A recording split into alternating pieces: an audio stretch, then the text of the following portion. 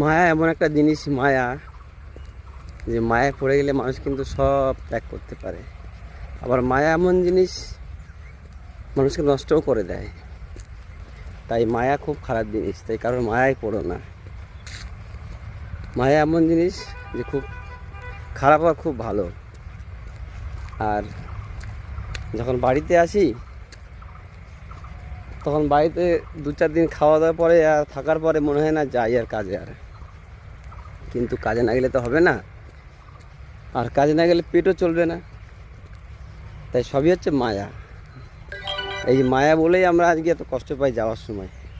আজকে ডিউটি বেরোচ্ছি, কিন্তু যাওয়ার তো মুড নেই, ভালো লাগছে না, কিন্তু যেতে তো হবে।